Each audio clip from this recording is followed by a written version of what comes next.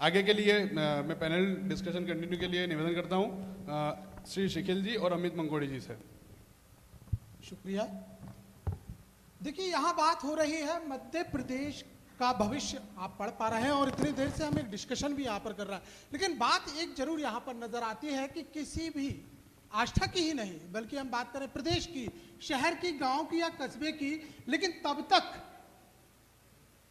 इस भविष्य की अधोसंरचना और स्थापना की बात पूरी नहीं होती जब तक जल, जंगल और जमीन, ये तीन चीजें सामने नहीं आ जाती। और ये जो सेशन है, हम इस पे यही चर्चा यहाँ पर करेंगे कि आखिर हमारा जो आस्था है वो आखिर किस प्रकार से, कैसे ग्रो कर रहा है, उसकी चुनौतियां क्या है। और बात क्योंकि पर्यावरण से जुड़ी हुई है और शिक्षा से भी जुड़ी हुई है, तो हमारे साथ आज इस शहर की दो शख्सियत यहाँ पर मौजूद है। पहले तो मैं स्वागत करना चाहूँगा पर्यावरणविद हमारे साथ में है वरुण दुबे सर का, और दूसरी हमारे साथ में यहाँ पर हैं हेमा पांचाल जी मैम, डायरेक्टर हैं सौरभ और सुंदर ग्रुप इंस्टीट्यूट ऑफ। तो यहाँ सबसे पहला मेरा सवाल वरुण सर आपसे ही है। देखा जाए तो एक महत्वपूर्ण भूमिका में है आस्था, क्योंकि देखा जाए तो एक और इंदौर है और एक और भोपाल है।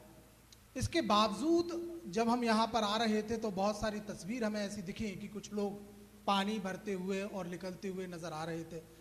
जल संकट यहाँ पर नजर आता है कि जल जो बॉडीज यहाँ पर जो वाटर बॉडीज हैं उनके संरक्षण में कहीं ना कहीं कुछ दिक्कत है। जी, बहुत ही महत्वपूर्ण मुद्दे पर आपने बात करी है, क्योंकि विगत कुछ वर्षों में हमने जिस तरह से पानी की समस्या का सामना किया है और हर जगह इसी के ऊपर बात हो रही है। कल भी जल दिवस था तो इसके ऊपर काफ़ी सारे कार्यक्रम हुए। तो आष्टा में पास्ट में हमने देखा है कि बहुत ज़्यादा जल की समस्या रही है और अभी भी कहीं ना कहीं लोग इसका सामना कर रहे हैं। जैसे कि काफ़ी सारे इलाकों में अभी भी एक एक दिन छोड़कर नल आता है, और गर्मी के अगर हम समय की बात करें तो गर्मी के समय में ये काफ़ी मतलब फ्रीक्वेंसी कम होती जाती है नल आने की, 2 दिन हो जाता है, कभी 3 दिन भी हो जाता है।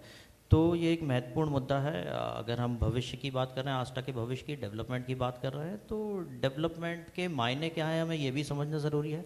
क्या वो डेवलपमेंट हमारे प्राकृतिक पर्यावरण को नुकसान पहुंचा रहा है, ये देखना ज़रूरी है। और इन सब चीज़ों को ध्यान में रखते हुए एक सस्टेनेबल डेवलपमेंट की तरफ कदम बढ़ाएं तो ज़्यादा उचित होगा। पानी की बात कर रही हूँ यहाँ पर की, और एक नदी, पार्वती नदी मध्य प्रदेश की मुख्य नदियों में से एक, जब हम यहाँ पर पहुँच रहे थे तो उसकी दशा और गति भी हमने देखी।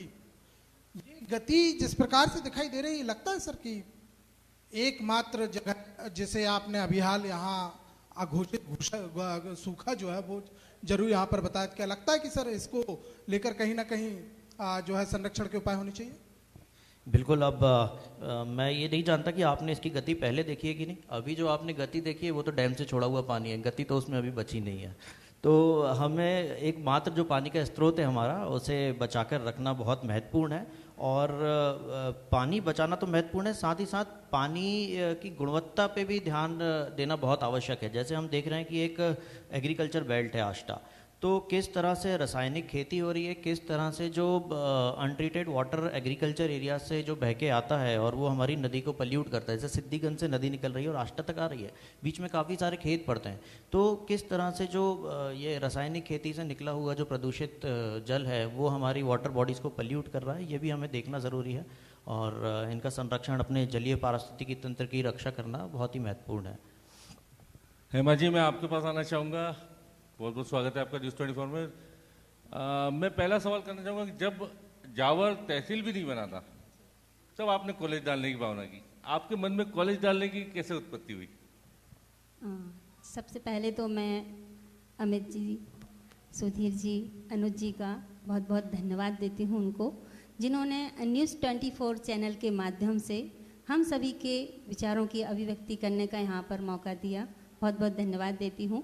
जैसे कि आपने हमसे एक सवाल किया है कि जब जावर तहसील भी नहीं बना था, तो देखिए शिक्षा एक ऐसा मंदिर है और शिक्षा की एक ऐसी सकारात्मक सोच होती है जो किसी चीज़ के लिए मोहताज नहीं होती है, बस विचार आना चाहिए। और जैसे कहा जाता है कि आवश्यकता ही आविष्कार की जननी होती है, एक्चुअली हमारा स्कूल भी है, जैसे सौरभ स्कूल और सुंदरम महाविद्यालय। तो जब सौरभ स्कूल के हमारे जो स्टूडेंट थे, जो 12th में आते थे और 12th का एग्ज़ाम देने के बाद हम उनसे इजीली क्वेश्चन करते थे कि बेटा आगे क्या करना है आपको, आप क्या करने वाले हैं, क्या सब्जेक्ट लेने वाले हैं, किस कैंपस का आप चयन करने वाले हैं।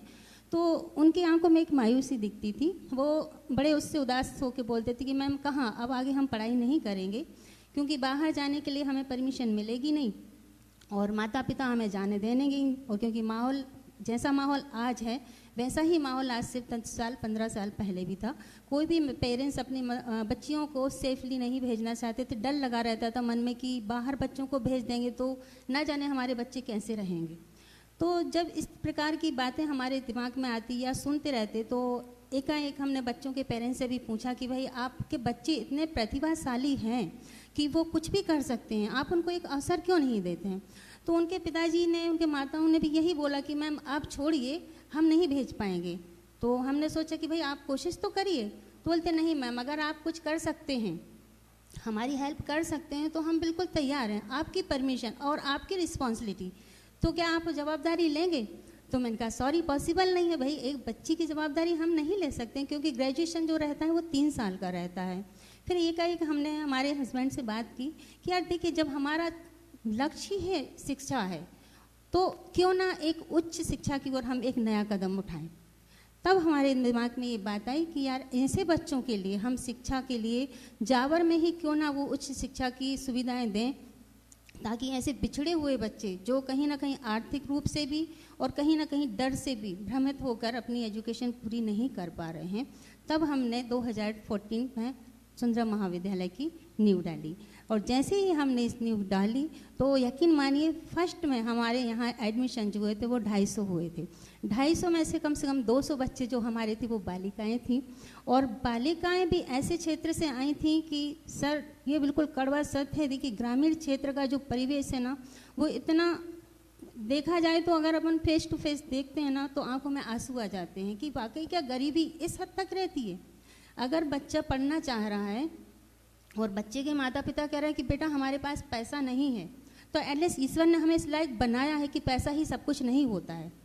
मेरी नज़रों में तो भाई ये है कि अगर आप सक्षम हैं, ईश्वर ने आपको वो बुद्धि दी है, वो आपको फैसिलिटी दी है, तो उसका आप उपयोग करिए। ज़रूरी नहीं होता कि आप भर भर के पैसा ही लीजिए तभी बच्चा ग्रेजुएशन कर पाएगा। मैंने बच्ची से पूछा कि आप रो क्यों रही हैं। बच्ची ने बोला पापा ने मना कर दिया, भाई आपकी फ़ीस इतनी है, हम नहीं दे पाएंगे। मैं कोई बात नहीं, आप पढ़ना चाहती हैं? हाँ मैम हम पढ़ना चाहते हैं। मैंने कहा क्या करेंगे? जैसा जैसा अवसर मिलेगा वैसा वैसा, इतना ज़रूर कि मैम आपको लाइफ टाइम याद रखेंगे। मैं कहा ठीक है। उसके पेरेंट्स को बुलाया, हमने कहा आप छोड़िए, पैसे वैसे की चिंता मत कीजिए, आप बच्ची का एडमिशन करवाइए। और मुझे बहुत खुशी की, गर्व की बात है कि आज वो जो बच्ची है वो कहीं ना कहीं जॉब कर रही है और मुझे हमेशा याद करती रहती। आस्था से 25 किलोमीटर, सोनगढ़ से 30 किलोमीटर। जी। शिक्षक कैसे लाते हो? हाँ ये बहुत,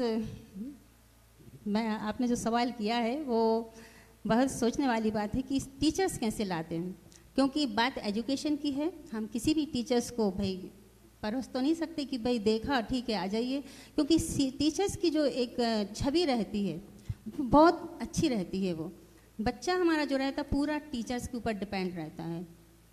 ग्रामीण क्षेत्र में जब बच्चा एडमिशन लेता है तो वो सोचता है कि हमको वो सारी फैसिलिटी मिले जो एक शहरी इलाकों में मिलती है। जैसे बच्चों की एक सोच रहती कि अरे जावर में एडमिशन ले लेंगे मान लीजिए, तो क्या हमको वो फैसिलिटी मिलेगी, क्या हमको वो प्रोफेसर मिलेंगे, क्या हमको वो लाइब्रेरी मिलेगी? क्यों नहीं मिलेगी भाई, मिलेगी। अगर हमने कैंपस तैयार किया है और अगर हम एडमिशन ले रहे हैं तो हम आपको टीचर भी देंगे। तो टीचर हमारे आष्टा से भी आते हैं, कुछ टीचर हमारे सोनकत से भी आते हैं। तो टीचर्स जो हमारे हैं वो हम बहुत अच्छे से चयन करते हैं। हमारा बच्चा अगर कोई भी ऐसा जिज्ञासा है, कुछ भी डाउट है, तो बच्चे के क्वेश्चन करने से पहले टीचर्स के दिमाग में आ जाना चाहिए कि भाई बच्चा क्या क्वेश्चन करने वाला है, तो क्या हम उसके लिए रेडी हैं।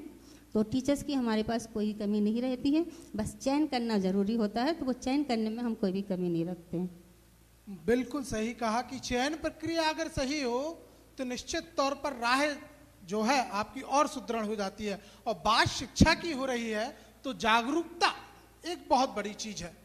वरुण सर, जागरूकता से एक चीज यहां पर जरूर याद आई कि सीहोर एक नाम, एक आष्टा एक नाम आता है जहाँ का गेहूं बड़ा प्रसिद्ध है और एग्रीकल्चर जो एरिया है, जो सबसे ज़्यादा कृषि का एक एरिया ये माना जाता है।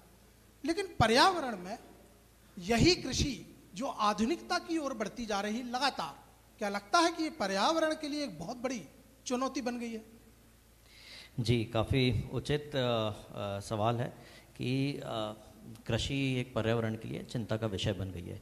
क्योंकि अगर हम देखें कि जब हम पर्यावरण की बात करते हैं तो सबसे पहले लोगों के दिमाग में एक चीज़ आती है पेड़। तो अगर हम देखें डिफॉरेस्टेशन पिछले कुछ दशकों में जिस तरह से बढ़ा है, डिफॉरेस्टेशन का मेजर रीज़न कृषि विस्तार है ना। हम कहीं पर भी देखें तो डिफॉरेस्टेशन का मेजर रीज़न हमें दिखाई देगा कि कृषि विस्तार की वजह से जंगलों की कटाई हुई है। और कहीं ना कहीं हम सॉइल के हमारे ख़राब होने का, मृदा प्रदूषण की बात करें तो उसमें भी कहीं ना कहीं योगदान सबसे ज़्यादा आपको कृषि का देखने को मिलेगा। और वाटर बॉडीज़ की जो मैंने बात करी, रासायनिक कृषि के थ्रू पानी जो प्रदूषित हो रहा है हमारा, वो तो है ही। अगर मतलब आंकड़े किसी को नहीं पता हो तो मैं एक बात बताना चाहूँगा कि क्लाइमेट चेंज शब्द से सभी लोग शायद अवगत होंगे। तो क्लाइमेट चेंज में काफ़ी बड़ा योगदान होता है कृषि से ही रिलेटेड एक सेक्टर का, वो है एनिमल एग्रीकल्चर। जैसे एनिमल एग्रीकल्चर सेक्टर जो है वो कृषि से ही निकल कर आता है। तो इससे रिलेटेड एक बात बताऊंगा कि दुनिया भर में जितनी भी टोटल कृषि होती है, उस कृषि में 70% से अधिक जो ज़मीन है उसका हम इस्तेमाल करते हैं सिर्फ पशुपालन के लिए, पशुओं को बढ़ाने के लिए, उनका चारा उगाने के लिए, उसके लिए हम उसका उपयोग करते हैं। और उससे कैलोरी की पूर्ति मात्र 18% की होती है। कहने का मतलब यह है हम कई गुना हमारे जो रिसोर्सेज है उसको इस्तेमाल कर रहे हैं, पानी को, ज़मीन को, और काफ़ी कम लोगों को भोजन दे पा रहे हैं। इसका एक उदाहरण आपको देना चाहूँगा। जैसे कि एक जो चिकन होता है, जो ब्रायलर जो पोल्ट्री फार्म से निकल के आता है, तो उसको जब हम बड़ा करते हैं, उसका 42-45 दिन की साइकिल होती है। इंजेक्शन के थ्रू उसे बहुत जल्दी बड़ा कर दिया जाता है, जितना वैसे वो नेचुरली 5-6 महीने में होना चाहिए। तो लेकिन उस पूरे स्पैन में वो 1 किलो मांस का उत्पादन करने के लिए जो भोजन करता है वो होता है 3 से 4 किलो दाना। और उस 1 किलो चिकन को खा के 3 लोगों का ज़्यादा से ज़्यादा पेट भरता होगा, 3 लोगों का या 4 लोगों का। उसमें भी साथ में अनाज की ज़रूरत पड़ती है, रोटी हमें खाना पड़ता है। और अगर हम डायरेक्टली वो 3 किलो दाना, 3 किलो अनाज, वही रिसोर्सेज हम लगाएं उगाने में और मनुष्य के लिए उगाएं, तो आप सोचें 3 किलो 4 किलो अनाज से कितने लोगों का पेट भर सकता है? 20 से 25 लोगों का भर सकता है। तो हम हमारे रिसोर्सेज कहाँ पर इस्तेमाल कर रहे हैं, हमें ये भी देखने की ज़रूरत है। उसकी वजह से पर्यावरण संकट हम देख रहे हैं, कितना पानी हम उसमें दे रहे हैं। जैसे कि पशुपालन की मैंने अगर बात कही है तो दूध, 1 लीटर दूध बनाने में 1040 लीटर पानी लगता है। 1 किलो मांस बनाने में 4000 लीटर से अधिक पानी की आवश्यकता होती है। और बीफ एक्सपोर्ट में हमारा देश पूरी दुनिया में नंबर 2 पर है। आज हम गौ रक्षा की बात करते हैं और इतना बड़ा अहिंसा का देश है जहाँ पर महात्मा गांधी को पूजा जाता है। हर कार्यालय में उनकी तस्वीर हमें देखने को मिलती है। उन्हीं का एक कोट था कि किसी भी देश की उन्नति, प्रगति इस चीज़ से देखी जाती है कि वो अपने पशुओं के साथ किस तरह का व्यवहार करते हैं। आज यहाँ जितने लोग बैठे हैं, अधिकतर लोग कृषि से ताल्लुक़ रखते हैं कहीं ना कहीं। और आप भी कभी गए होंगे किसी डेयरी फार्म में। क्या आपको लगा है कि गाय को हम सच में माँ मानते हैं उस डेयरी फार्म में जाके? कभी भी? आप खुद जवाब दें। तो जब हम वही मैं बात कह रहा हूँ, जब हम प्रगति की बात करते हैं, भविष्य की बात करते हैं, तो हमें हमारे मूल सिद्धांतों को नहीं छोड़ना चाहिए। अहिंसा परमो धर्म की भूमि कहलाती है भारत, अहिंसा का देश है।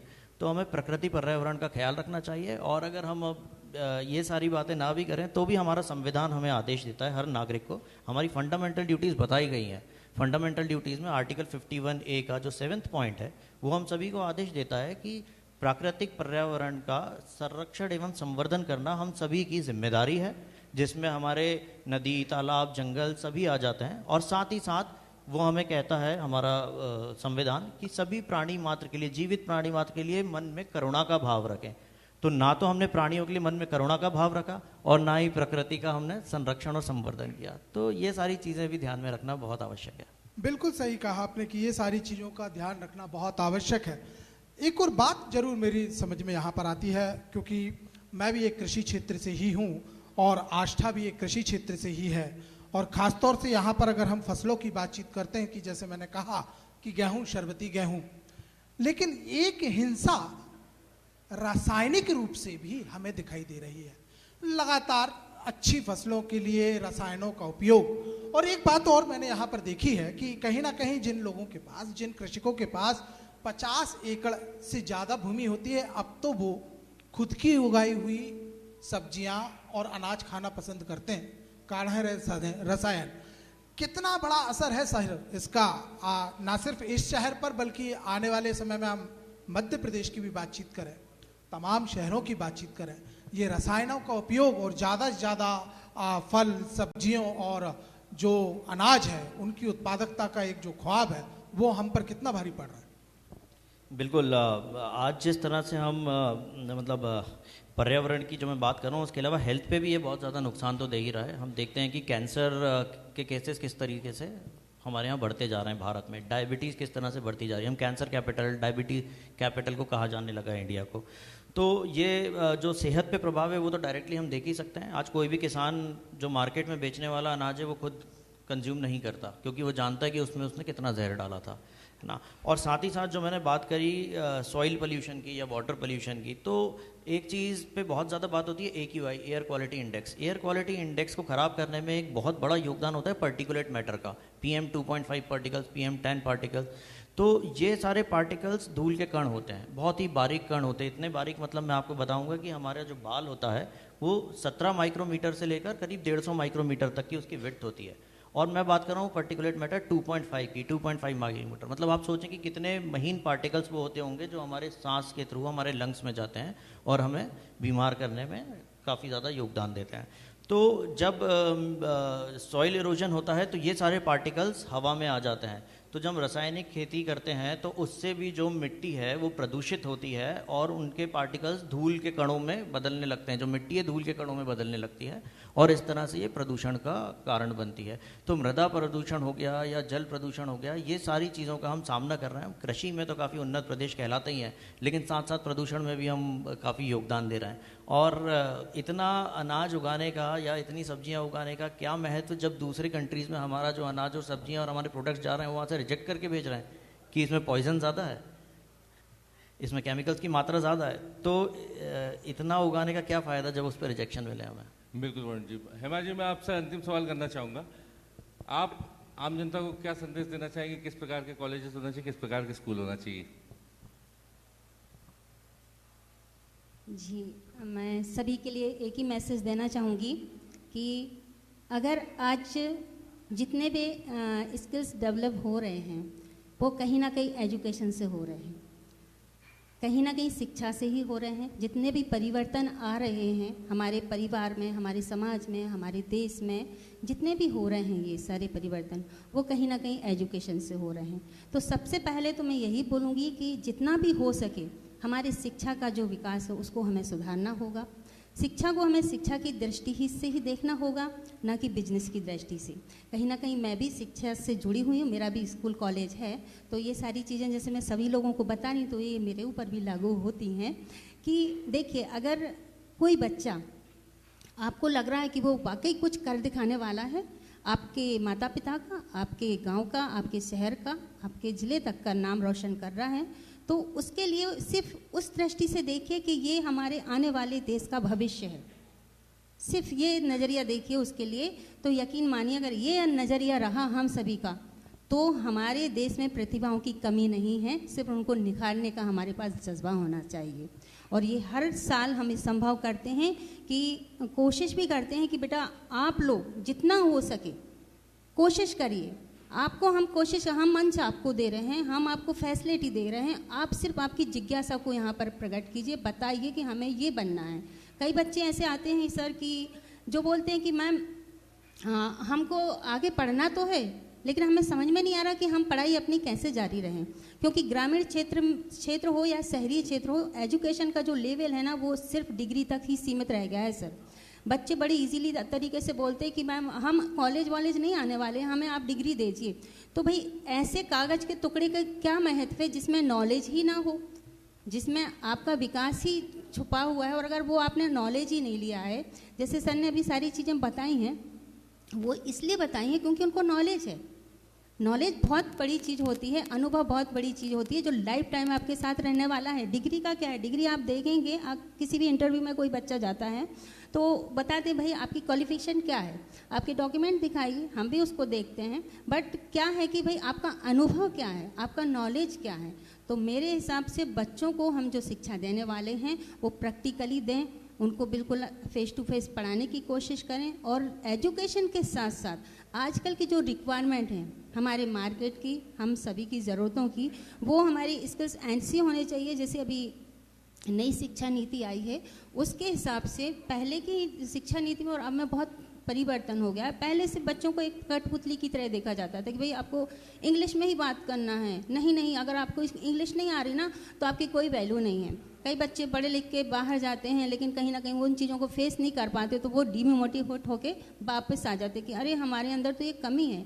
लेकिन शिक्षा का जो स्तर है इस नई नीति से बहुत ज़्यादा लाभदायक होने वाला है, क्योंकि इसमें बच्चा अपने हिसाब से चुनाव कर सकता है, एक से ज़्यादा अधिक विषयों का चयन कर सकता है। और अगर इस तरीके से ये नीति सच में अच्छी एजुकेशन के लिए लाभदायक रही तो यकीन मानिए हमारा जो भारत है वो शिक्षा के लिए बहुत ज़्यादा सर्वव्यापी अब बन सकता है, जिससे हर बच्चे का विकास होगा। बिल्कुल और सही कहा आपने, कागज का टुकड़ा नौकरी दिला सकता है, कैरियर नहीं।